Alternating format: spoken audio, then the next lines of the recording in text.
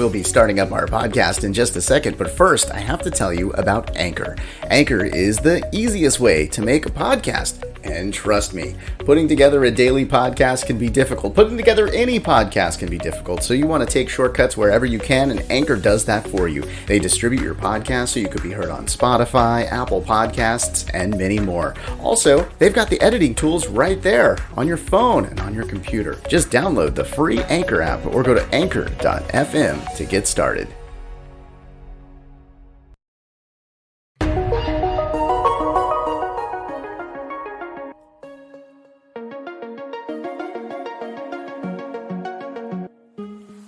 The relationship between the president and the press has definitely had its ups and downs over the years. Some presidents view it as an opportunity to push ideas, others view it in a more combative way. On this episode, we are learning more about the president and the press.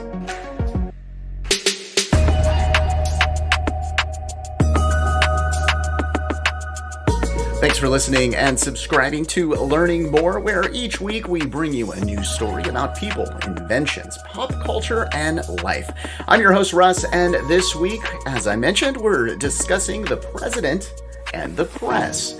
Well, yeah, it's no secret that President Trump had his contentious moments, we'll say, with the press. That could be an entire podcast. We're not going to get into that today. Instead, we're going to talk about the history of the relationship with various presidents and the press, and some of those new communication methods as well. Because, yeah, as the presidents have changed, so have the ways of communications. For instance, Abraham Lincoln used to use a telegraph. Yeah, he would telegraph messages out to the press and then therefore to the public. Well, now, of course, we've got Twitter and Joe Biden getting nearly 5 million followers within 24 hours. But yeah, let's rewind a bit. Let's look back, way back to our third president, Thomas Jefferson. Well, when he came into office, he believed that the power and the freedom of the press was a great thing.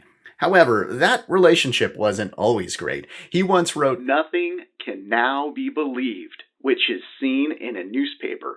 Truth itself becomes suspicious by being put out in that polluted vehicle." Yeah, you see, you thought fake news was new. No, Trump wasn't the first president to question the truthfulness of the news, right? Yeah, in fact, President Truman felt that this had been going on for years. He said, "Presidents and the members of their cabinets and their staff members have been slandered and misrepresented since George Washington." Yeah, the press can be harsh on the president.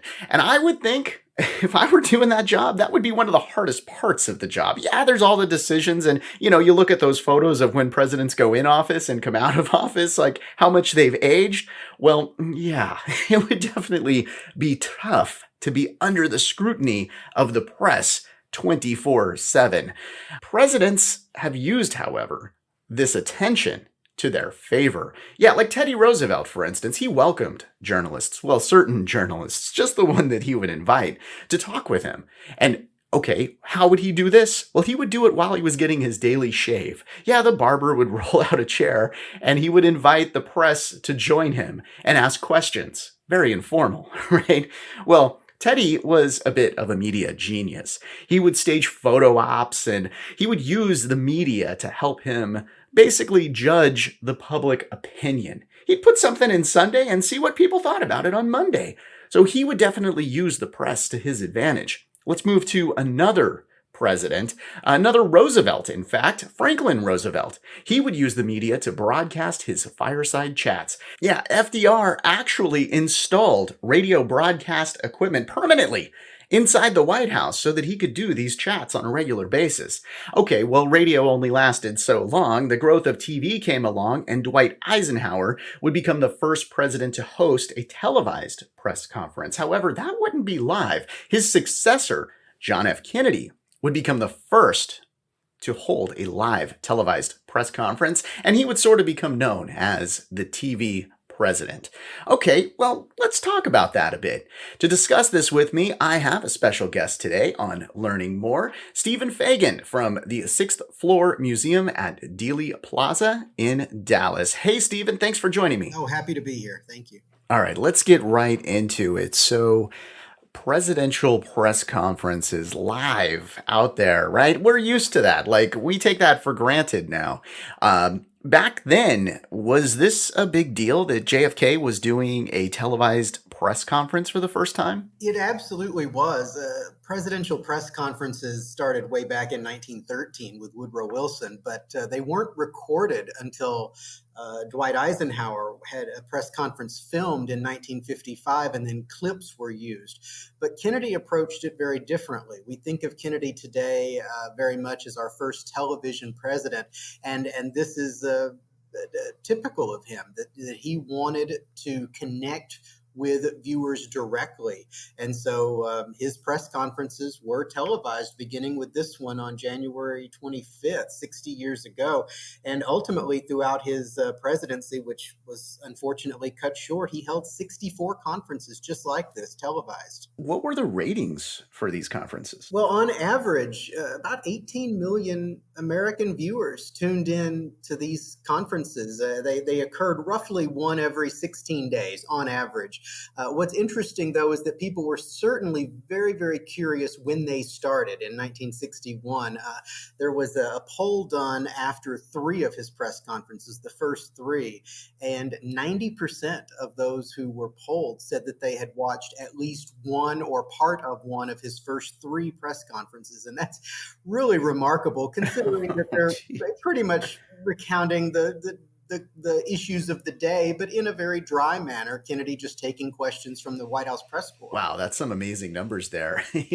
Today you can't get one out of three people to do anything. Right. It's pretty crazy that one out of three Americans watched those press conferences. Now, I watched it on YouTube and I noticed that one of the first questions asked by the press was a concern about the president actually having a live press conference. And a lot of people were concerned about a live press conference from the President of the United States. It is interesting, and I think it shows how new and dynamic this avenue was, being televised so that there was no middleman. There was no opportunity for the news media to put their spin or to do any kind of interpretation of Kennedy's words. Essentially, it bypassed the press and allowed Kennedy to speak directly to the viewers. When he's asked that question, he says, quote, this system has the advantage of providing more direct communication, which I think is somewhat of an understatement. Not only were these televised, but they were also on the radio as well. So it was ubiquitous. I mean, if you were interested in what was going on in the country, and if you were interested in the president's state of mind, I mean, essentially these press conferences, it was social media of the day. Yeah, well, in watching that press conference, I sort of thought of some of the tweets that have come out in recent years about the press, the president saying certain things about the press. And, listening to this press conference and watching it on YouTube, I was thinking, he's a little tough on the press as well. There was a member of the press that asked a question, which Kennedy took more of like, this is not a question, this is a statement, but here's an answer that I have for you. He was a little tough on the press in this press conference. Kennedy certainly loosened up later in his time in the White House. There's not much humor in this initial press conference from 60 years ago. We typically think back on those press conferences, and the clips that are most often shown in documentaries about this show those moments of great levity where Kennedy was certainly quick on his feet and very witty and very funny. There's not much of that this first time around because this was a new format, and Kennedy didn't know the press corps, of course, as well as he came to. There were a couple of just issues of the day that were being discussed, and one of them was the release of these two American aviators from Russian custody. And it does seem like about 7 or 8 nearly identical questions are asked about that, really pressing him for details about his communication with Nikita Khrushchev. And it's clearly something that President Kennedy is not willing to openly discuss at that time. And so, yeah, it could be a little contentious, but this was the first one, and Yeah. it certainly got better from here. Yeah, the other thing that I found interesting about this particular press conference was the issues. Some of the topics that came up were actually pretty darn topical today, not just in 1960. Yeah, it is. It is quite interesting to go back 60 years in time and watch questions that could easily be asked at a presidential press conference today be asked of John F. Kennedy. There is a question about voter suppression referring to the 1960 election.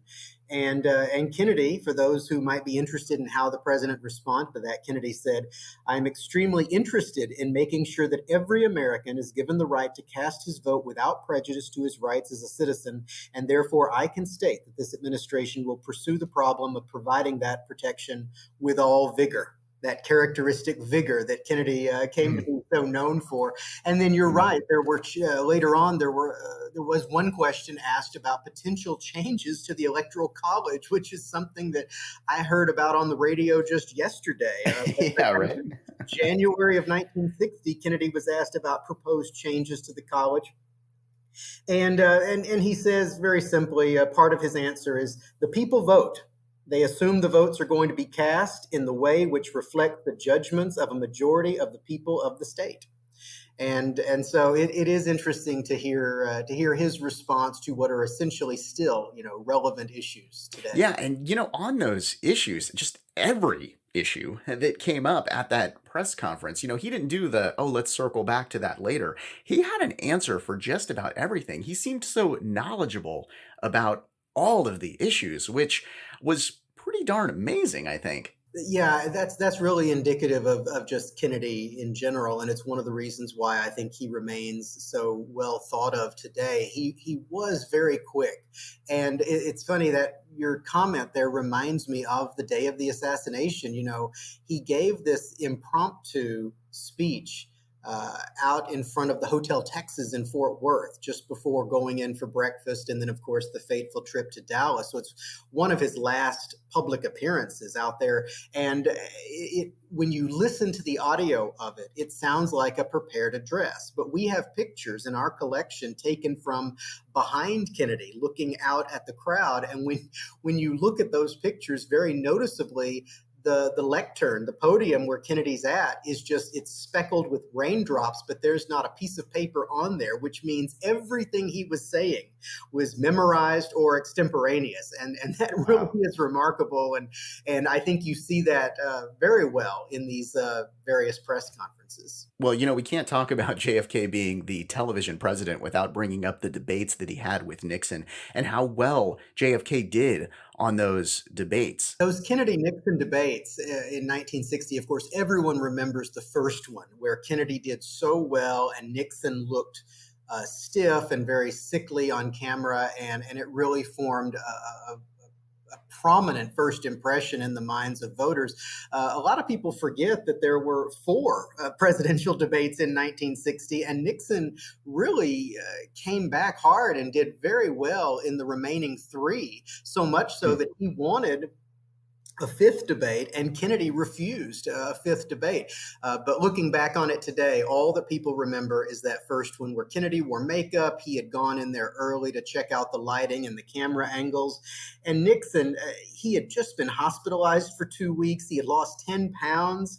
He was exhausted from this somewhat ridiculous pledge, ill-advised pledge to campaign in all 50 states in the 1960 election. And so, that first debate was very hard on Nixon, and it really made Kennedy look good, which the irony of that, of course, is that Nixon was healthy for most of his life, whereas Kennedy was very sickly, but it was the exact opposite. That was the impression that voters got tuning into that infamous first debate. The thing that amazes me about that debate is how poorly Nixon did. You would think that he would put a little importance on this because TV essentially years before saved his career. Yeah, Nixon, going into the 1960 campaign, Nixon was the television guy. It's so funny to think back on that. But Nixon, his political career was saved in 1952 with that Checkers speech. Nixon had been accused of having a slush fund, and he went on television to essentially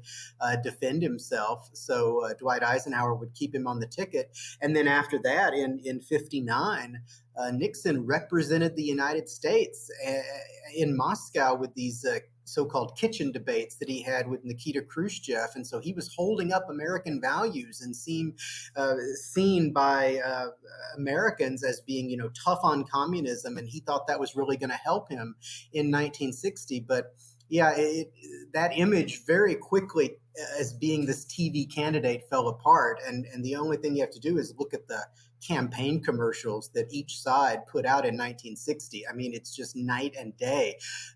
Almost all of Nixon's campaign commercials for the 1960 election are virtually identical. It's Nixon kind of perched on the front of a desk in a very formal office setting, and he looks directly into the camera and kind of intones, I'd like to talk to you for a moment about whatever the topic was. There was the economy, there was civil rights, but it's just Nixon almost looking down on the viewer from his position, sitting at the top of that desk, and it just doesn't really connect. Whereas Kennedy did a variety of really interesting commercials that hold up very well today.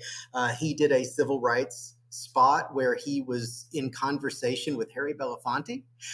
Jackie Kennedy did the first Spanish language presidential campaign commercial. Henry Fonda hosted a 5-minute commercial, which essentially was this almost Hollywood epic recounting the courageous story of PT 109. Kennedy the campaign was masterful at presenting these different types of campaign advertisements that would reach different types of people.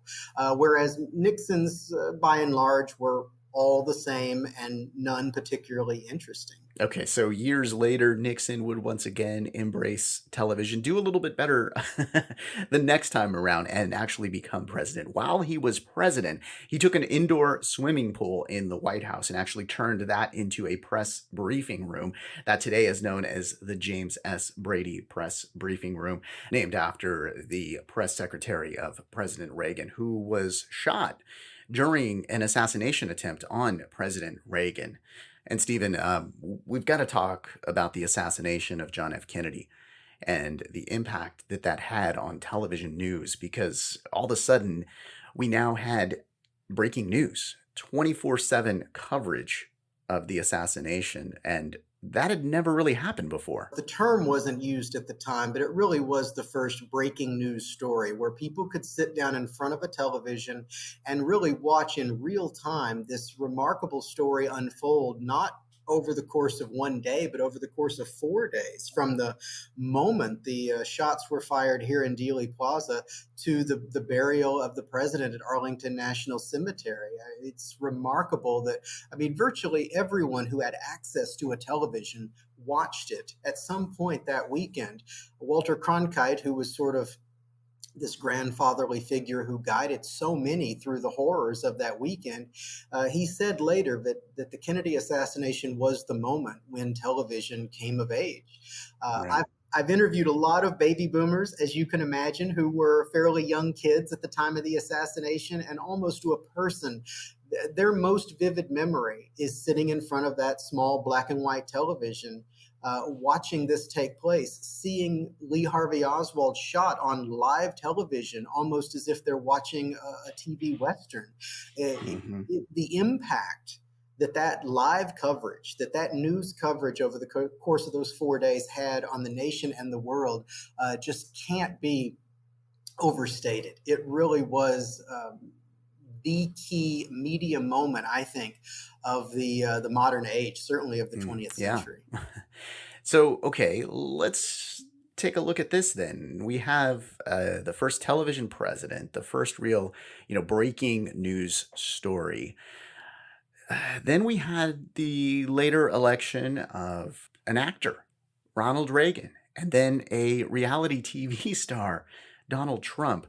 Can we draw a line from Kennedy becoming the first television president to celebrities becoming president? Hmm. I got asked that a lot 4 years ago after the 2016 election, as we were talking about how a celebrity figure, someone who has no political experience, could be elected to the office of the presidency. And certainly, I think you can draw a somewhat squiggly line back to 1960.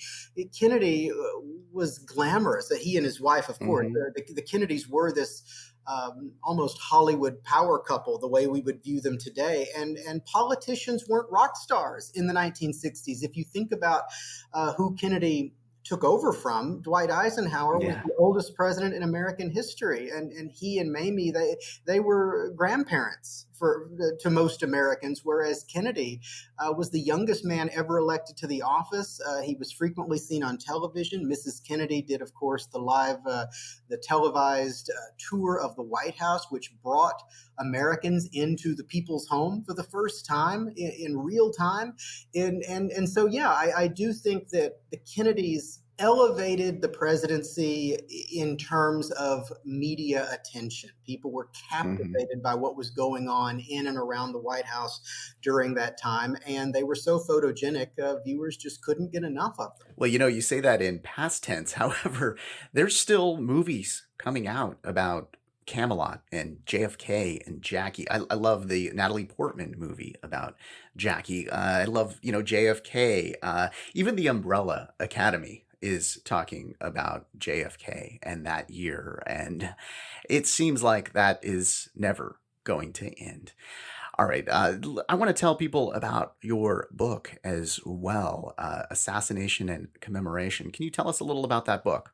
Sure. The book is called Assassination and Commemoration, and it really tells the story of the building and the story of Dealey Plaza in the years after the assassination. Everyone knows what happened here on November 22nd, 1963, but we're frequently asked, what happened after? How do you Hmm.